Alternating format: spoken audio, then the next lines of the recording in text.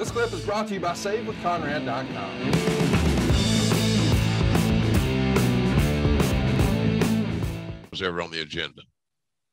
So Goldust has these vignettes at the time with him appearing out of character. And he's talking about Dusty Rhodes and his actual daughter and his real life relationship with Marlena. When this happens, how do you guys decide we should maybe give that treatment to Mankind? Well, you know, Mick was very vignette friendly because he was a hell of a performer. And it worked for Dustin. And Dustin's a hell of a performer.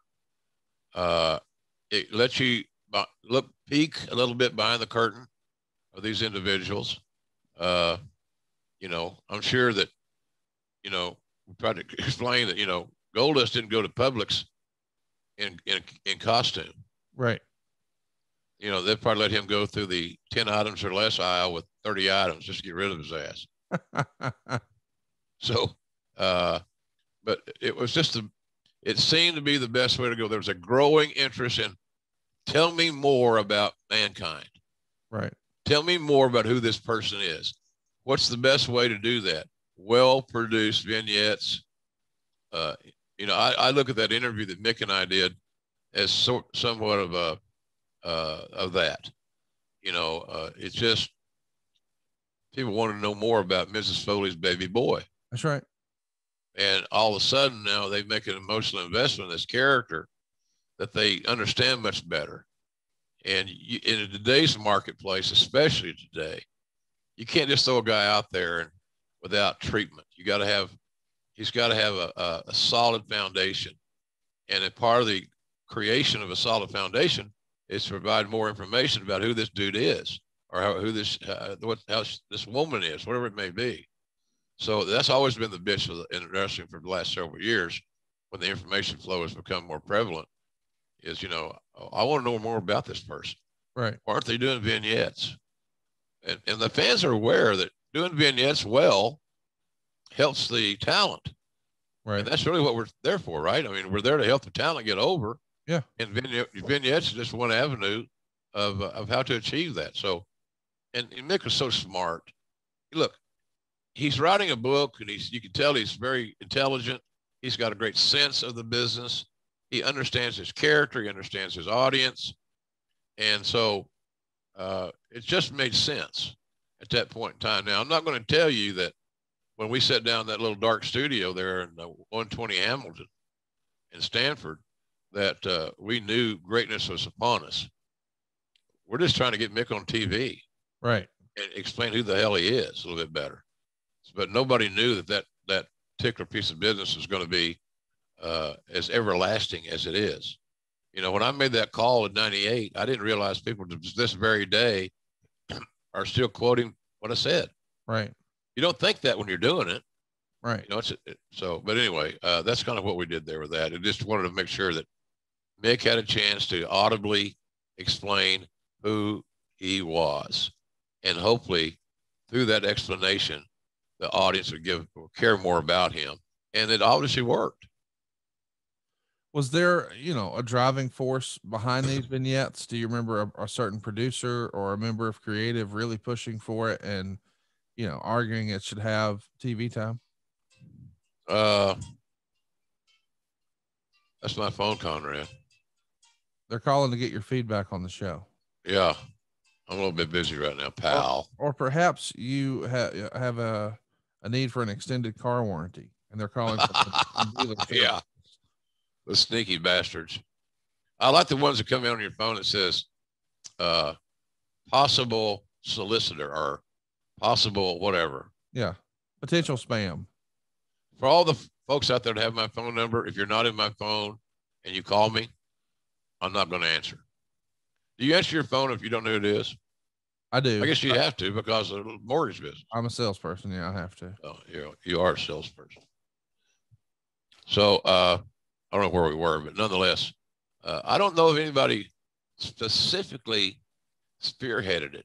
I know that the content was Mick and me because I knew the story. We had to figure out the best way to convey his story to our television audience. Right. And again, keep our fingers crossed that the points that we were making stuck. But I'll tell you, I would say that Vince is part of the driving force. It's been a big turnabout. Well, it's worth a try type deal. Well, when the old man says it's worth a try, everybody buys in. Right. And but that studio, there was hardly anybody there. It was done after work, as I recall. Skeleton crew was on hand after they'd gone home for the day, a lot of them. We're in a little bitty isolated studio. But Vince was probably the one that blessed it. Well, okay, give it a try. See what you can get out of it. And that's what we did. And you know what we got out of it. It was pretty good. Yeah. Let's talk about it. You wrote in your book, My Life in Wrestling, regarding these vignettes, quote, going in, all we knew was two things. The first was the overarching question we wanted to cover. How do you go from being a Long Island educator's son to a scarred, sadistic lunatic who rips out his own hair before mauling people? The second was the ending. Everything else was on the fly. You know, talking about these vignettes in particular, you said it was, after work one day. Describe the set to us. Is it simply you, Vince, Foley, a cameraman? Is it a full cast of characters? What's that look like? We didn't know Vince was going to be there, Conrad. Okay. We had no idea. He wasn't booked to be there. Or he said, don't start till I get there type deal. None of that. Right. We did no rehearsal. We discussed thoroughly, I guess that could be considered a rehearsal, the ground we wanted to cover. We had a beginning, a middle, and an end to our story. The beginning was what it was. The end was JR getting a mandible claw. And this sadistic, unpredictable dude, taking liberties with good old lovable JR, who has not a controversial bone in his entire body. Not a one. Not a nary a one, ladies and gents. So we knew the beginning, the middle, and the end, like every great story's got to have. We established what the end, we knew our finish and what the finish is going to be. And some of the crew did the screams and stuff, but that was unsolicited.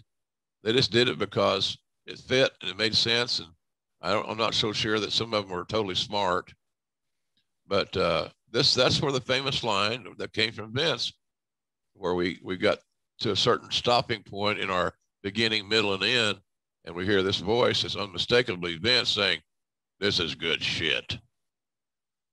So at that point, Nick's made. Right.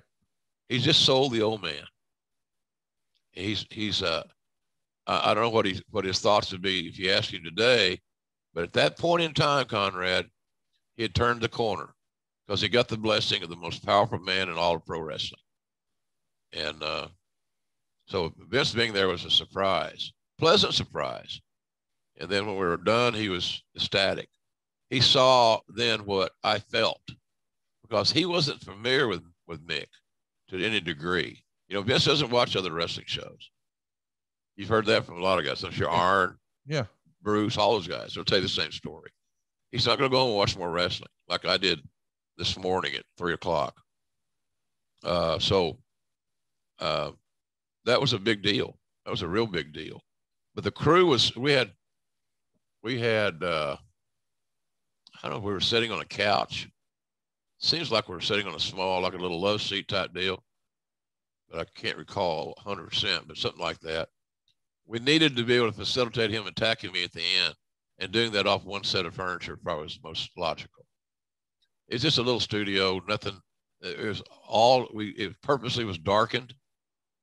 The macabre, the atmosphere needed to be such that it would fit what we perceive the persona of mankind should be. And then we rock and roll from there. So just one of those good days where you feel good about what you're doing. And it goes to show you that if you have the feel for your content, that you can do it without a zillion rehearsals, without having writers write script. We had no writer write nothing. Right. How do we do that? Well, we did the same way that wrestlers did it for generations and generations. We went on our instincts, and we went on what felt right for the piece of business that we were trying to transact. So it's pretty cool. Did you know when you sat down we're going to try to make him a baby face here? Or did you assume, since he's going to attack you at the end, no, he's coming away an even bigger heel? He's attacking the announcer. We wanted him to be unpredictable. Okay. We wanted to try to continue to peel the onion back to find out what makes this dude tick. And so we wanted to leave the piece with some definitive content. He's crazy. He's unpredictable. He tried to hurt Ole JR with that deadly mandible claw. That was uncalled for. But we also wanted to leave it with more questions that remain unanswered so our story could continue. So I think that that interview was just basically the launch. And I'll tell you, we had no idea. We had not planned for it to be a two-parter. I think it's 2 parts, if my memory serves me correctly. We just perceive that, hey, look, if we get one good vignette out of this thing and get that on television, we're going to be ahead of the game. But Vince liked it so much, it was a multi-part installment, and it did great ratings because people were getting new information and were finding out more about this guy that many were familiar with. The hardcore fans were familiar with. Guys like you and me have been familiar with it. I saw Mick first in Dallas for World Class, I believe. It would have been for World Class, obviously. And then, Vince didn't watch World Class. Right. He might have saw a clip of the Dingo Warrior at some point in time. But no, man, it looked to be a one-off deal. I felt just lucky, had our fingers crossed that we got it on the air, and we not only got it on air, we got it on air multiple times because it was a piece that went through the whole system. It was on every show, and we were playing it. We're just feeling it out as we went. It wasn't like doing a movie where you got this huge crew and all. We had one cameraman, I believe, and we had the lighting was what it was, as I mentioned. The set was not elaborate. It was meant to fit the darkness, symbolizing the darkness of mankind. What makes this guy tick? Right. And I thought we had a successful production. A lot of good people were involved, and the editing of it was great. It became a team effort because you saw right away that Mick had this potential and this affinity for not only him doing nice things for people and being cooperative and professional, but then all of a sudden he wins the crew over. And now the crew wants to help because they like Mick. Mick was easy to work with. He was on time. He was prepared. All the things that they have to deal with on a semi-regular basis when talents who can't tell time, they show up when they feel motivated with some lame-ass excuse why they weren't on time. Let's talk about the vignettes from Dave Meltzer's standpoint. He says they did an absolutely fantastic interview segment with Mankind, revealing him as Mick Foley, showing high school pictures of him, saying he used to be Cactus Jack, and totally turning him babyface. They're going to show clips of his winning the King of the Deathmatch tournament in Japan next week. And of course, on the second part, Dude Love is introduced. Jim, when he's telling that story, did you have any idea that, hey, maybe we'll explore that as a character, or did you just think it was part of his backstory? Backstory. Yeah. Backstory, primarily. Didn't realize that Mick was like a wrestling centipede. He had many legs. Yeah. He had many personalities. The 3 faces of Foley was real. And all those personalities had their own uniqueness and their own personality traits. But, we're just thinking, golly, we just weren't sure. Right. We weren't sure what we had. The intent was never to turn him babyface. So, and I'm saying that, and it doesn't mean that we failed because some people like Meltzer thought that we had turned him babyface. That's what we were doing. I don't see it that way. I disagree with that. All we were doing was going inside the mind of a very complex character. If there are things about his childhood, his dad was a coach. He grew up on Long Island. He hitchhiked to the Garden. He had to go the hard way around to get trained, and the sacrifices he had to make. He had no money. Right. We just want to, it's one of those things where I think it's the best booking of all, because you allow the audience to make their own declaration. I like this guy, I want to see him win, or I respect this guy, but I want to see somebody whip his ass. Right. And, but it was a story Mick's story had never been told after all those years of wrestling. That story had never been told, Conrad. So it was unplowed ground, shall we say, down on the farm. So I think that Mick had so many layers, so many facets to his story. And like I said, Vince saw that and was smart enough to give it a multiple airing on, and placed well on Raw and so forth. So it was an adventure, and it was a lot of experimentation. But luckily for us. Hey, Big Daddy, you got to get excited about saving people money. Woo! Woo! SaveWithConrad.com. Hey, it's Conrad Thompson. Thanks for checking out the podcast here on YouTube. Be sure to hit the subscribe button and the notifications bell so you get a notice anytime we upload some new content. And go save yourself some money right now. If you're in a 30-year loan or you have credit card debt, it's not a matter of if I can save you money. It's a matter of how much.